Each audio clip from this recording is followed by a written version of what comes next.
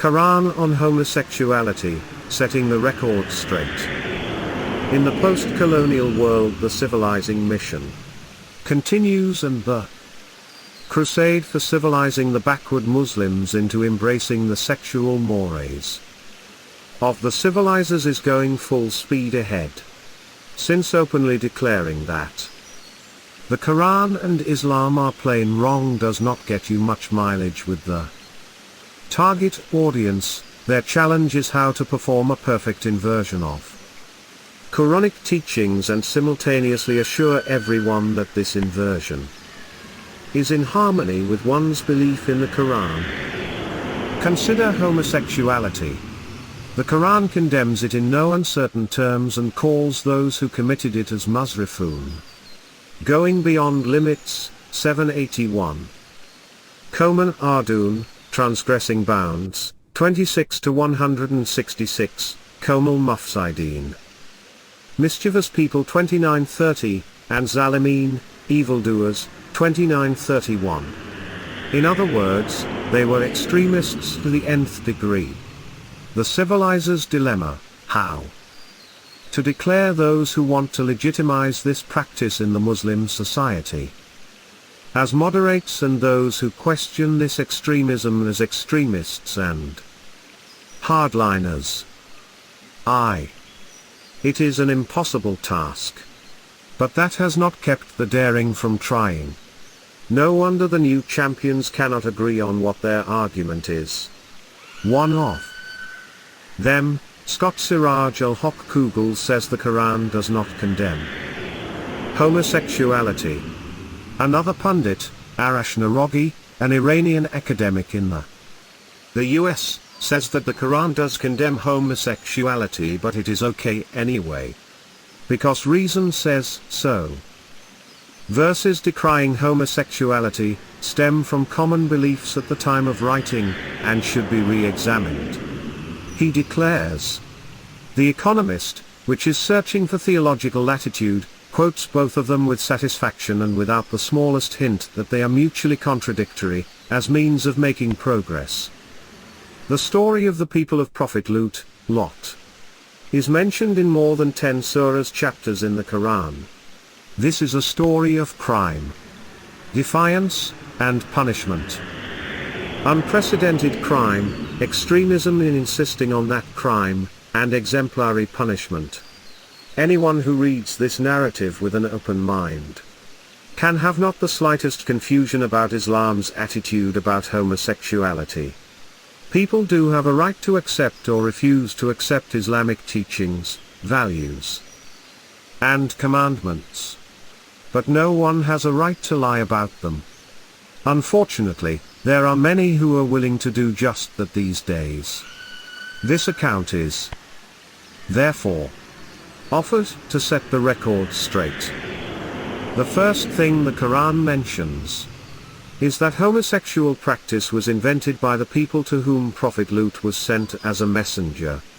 He is very emphatic about this, and, remember, Lut, when he said unto his people, do you commit abominations, such as none in all the world has ever done before you? Al-Araf 7 verse 80. The Quranic word is al-fahisha, which means lewdness, shameful act, indecency. Fornication and adultery, zina, are also mentioned as examples of fahisha in the Quran. Isra 17:32. But here the definite article al is added to show the even more serious nature of this act. The homosexual act is not fahisha, but al-fahisha. It is not just a shameful act, but the shameful act, the lewdness, the abomination. Secondly, in telling that no one before them committed this act, the Quran uses the word min in addition to a hadin. Without this, it would still mean that no one did it before you. But with min emphasis is added.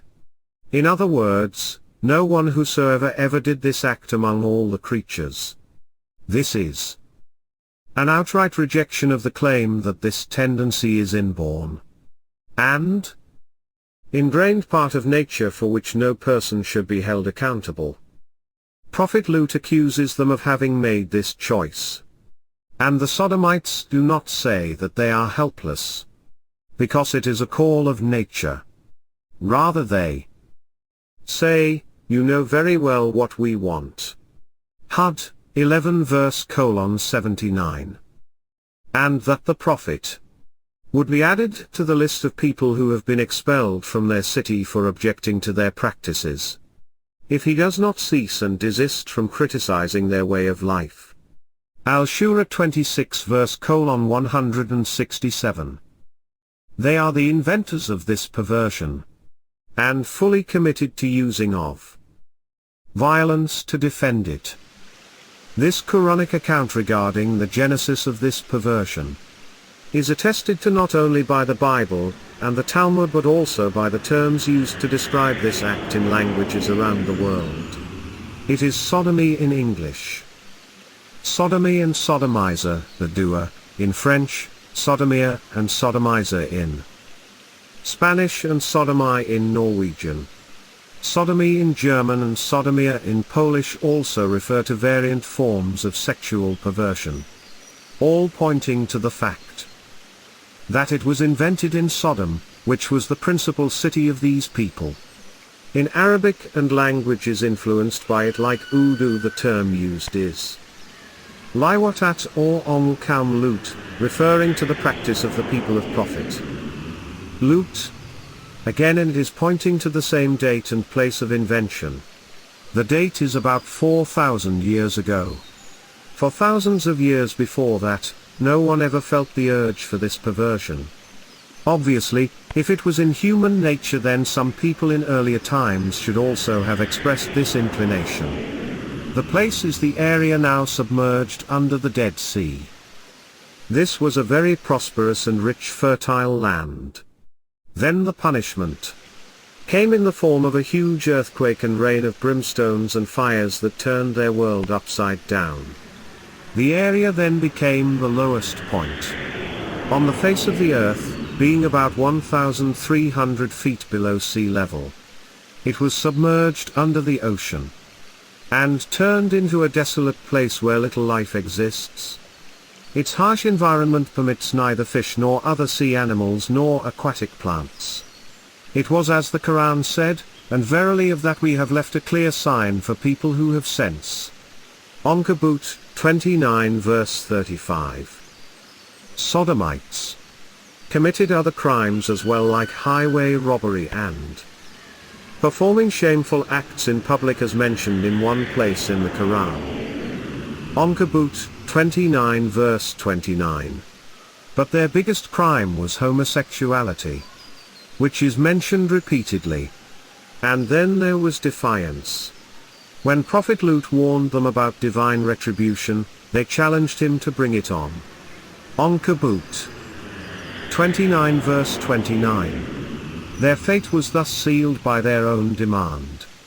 That was before the angels arrived at the scene.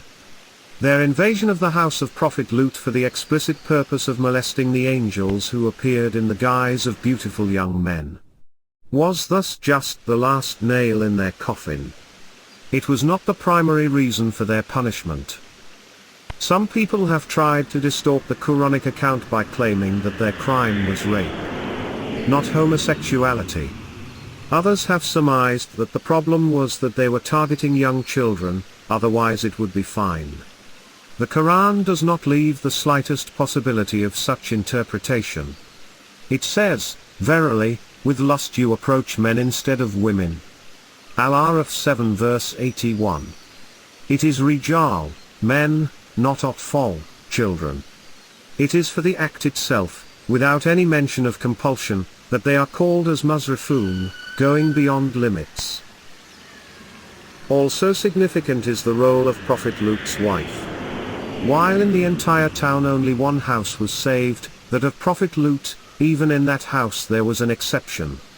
It was the wife of the Prophet, who was killed with the rest of the people. Her fate is mentioned repeatedly, so it does not remain just a footnote to the story. Why was she punished? not for committing homosexual acts but for betraying her husband, Tahrim 66 verse 10. She betrayed the cause of her husband by being an active sympathizer with the people and therefore shared their fate. When the people invaded the house of Prophet Lut, and he was at the point of despair, the people were blinded by the angels, Qamar 54 verse 35. We can see figurative blindness in the people who try to make a case for approval of homosexuality in Islam. A most bizarre argument that has been forwarded by some of them is that the Quran mentions the presence of young boys as servants in paradise. Interestingly, it is the same people who argue that the modern homosexual affair is between consenting adults and that they also agree that sex with young boys is wrong. Yet that is what comes to their lustful minds when they read the accounts of the servants in the Quran. If they had maintained their sensibilities, they would have realized that this Quranic account actually gives exactly the opposite message. In paradise, women will not be in public places. They will be in the private space, where they will not face the attention of anyone except for their husbands. Houris, cloistered in cool pavilions. Al-Rahman 55 verse 72. Young boys will be in all the public places, because those who enter paradise will not look at them with any sexual desires. They will have nothing to worry about, as those who could look at them with desire will not be in paradise at all. They will be in the exact opposite of paradise, whose small manifestation was given to the people of Prophet Lut. Protect us all from the fire and the acts that lead to it. By Khalid Beg. IslamInfo.com